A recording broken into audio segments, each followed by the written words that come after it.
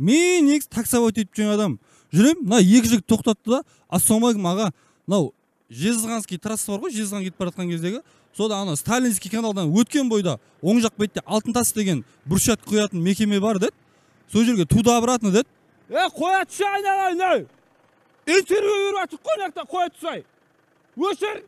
Туда обратно болса 7000 дедім. Аға түссеңізші шамалы деді. Жарайды деп 1500-ға келістік. Аға үстіміз шаң-шаң болып тұр, мына жерде стройка істеп жатырық деді. Сонымен, о айналайын інім, главный құспасаңдар, сосын жаңа құз дейтін бір бәлелер қалып кетпесе болды. Тамам, шаң деген не ол? Өзім қағып ала салам. Отырыңдар дедім. Жөн сұрасып кетсем, Қарақалпақстан жігіттер екен екеуі де. Түрлері қазақ, тілдері қазақ, қазақпен бір туғанбыз деп қояды. Айналайын бауырларым, мынау ел асып, үй асырап жүр екенсіңдер. Сендерге скидка 1450 теңгеге апарып алып келем дедім. Ой аға керек емес, минетіңіздің ақшасын жемейміз, 1500 теңгеңізді береміз дейді. Минет кім істейін деп жатыр десем, сіз дейді маған. Айналайын бауырлар, минет сенеттеріңді қойыңдар, туда обратно апарып алып келем, болды сосын десем, ой аға бізде Қарақалпақта минет етсең емерсің, минет түбі рахат деген сөздер бар. Сіз минет етіп жүрсіз, минетіңіздің ақшасын жемейміз, 1500 теңгеңізді береміз дейді. Наяптық маған не деп тұр деп қоям. Айналайын көкем, минет те, ему де, рахат та керек емес. Екеуіңдікі жай ма? Қаланың сыртына такси заказ беріп жатқандарың осы екен ғой. Алтыншы ауызки інілерін шақырсам, екеуіңді жаяу қайтасыңдар деп отырмын. Аға келдік деді.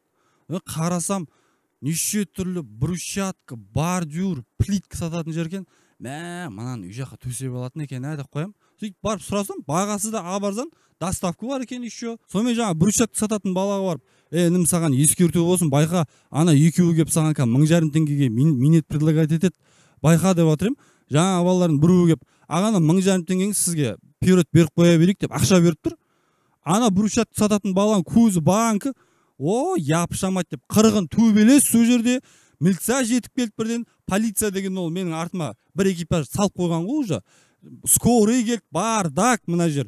Сөйтіп енді біліп жатырық қой жаңа минет деген Қарақалпақтардың тілінде еңбек деген екен. Еңбек етсең емерсің, еңбек түбі рахат деп мақалдарын айтып жатыр екен ғой маған. Қақтан білейік. Еще түсінбей жатырық қой бағана. Аға сіз де минет жасап жүрсіз, біз де минет жасап жүрміз, жол жөндеп жатырық. Бүкіл Қызылорда халқына арнайы минет қылып жүрміз ғой деп жатқан. Қақтан білейік оны? Мен анау орыс қатынның жаңа минет 2000 дегеннен кейін қорқып қалған боласыз, минет деген сөзден әкең ауызсың. Сөйтсем Қарақалпақстанша жаңа еңбек деген минет деп айтылады екен ғой.